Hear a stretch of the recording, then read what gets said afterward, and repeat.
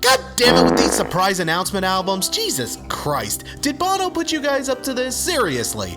I mean, look, I'm just as stoked as you guys about getting a new Radiohead album, hell yeah. But while you guys get to sit back and just enjoy a happy surprise to the start of your week, I have to unexpectedly bust ass on a new review out of the fucking blue.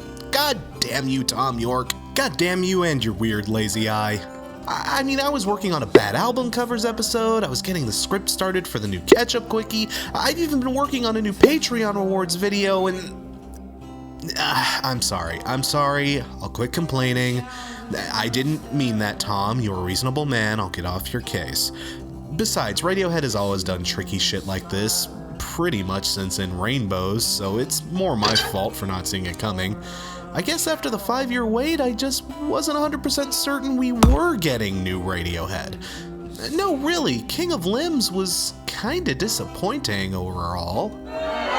Oh, shut up, yes it was. Look, I don't care how meme-tastic Tom's dancing was, the album as a whole was kind of a herky-jerky mess. Maybe Radiohead, after 24 years, had kind of finally said all they wanted to say, you know? But with the release of this album, I can say that, no, these guys haven't at all run out of good ideas. But I'd be lying if I didn't think that maybe they were starting to reach the bottom of the barrel. And before you start typing your death threats in the comments, look, that's not the insult it probably sounds like on the surface. Please, let me elaborate.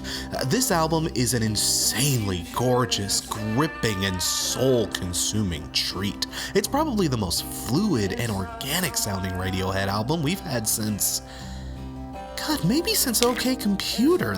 The sample-heavy, more electronica style of albums past has definitely been scaled back here in favor of more traditional instrumentation. With tons of acoustic guitars, lucid piano work, and authentic string and chorale arrangements, this album gives us a kinda back-to-basics feeling while also sounding weirdly classical.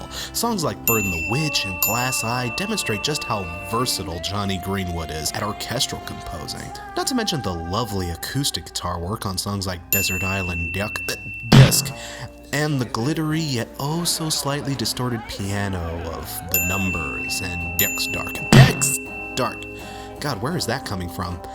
Those songs remind us, for all their tinkering with samples and synthetic instruments over the years, these guys haven't at all forgotten how to work the old wooden wires stuff.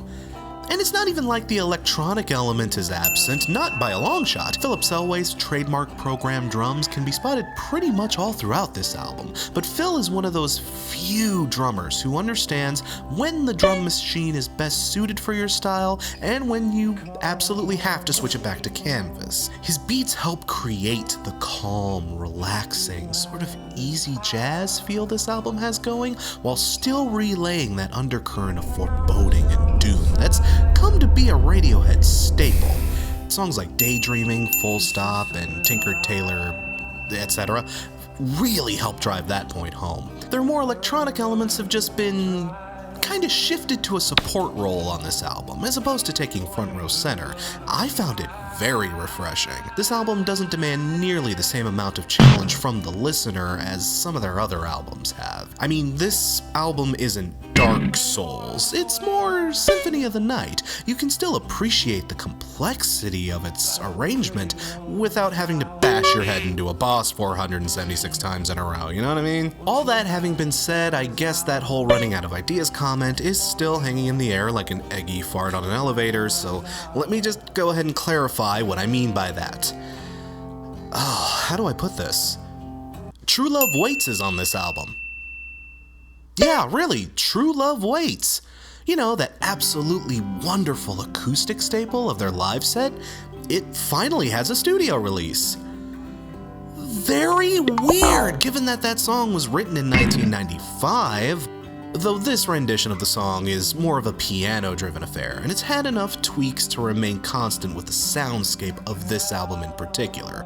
But it begs the question, why put a song most of us have already heard 10 million times on your album full of new material, you know? Not to mention that one of Tom's solo pieces has also been reworked and slotted on this album as well. Hell, after doing some research, I found out that Burn the Witch is actually a completed version of a song they started writing back on Kid A. It's not bad, they're all lovely tracks, but it's just a little weird, and not in the good Radiohead way, you know? I mean, look, guys, I adore Radiohead, and I love this album. Really, I enjoyed it from start to finish, and there's no way this thing isn't gonna get some place on my top albums of the year list. But, like I've said in the past, I'm a critic, not a professional blowjob robot for rock stars. I have to be critical when I see something that sets me off. And as gorgeous as these reinterpretations of older tracks is, the fact that they had to dip that far back into the well for new material is a bit troubling.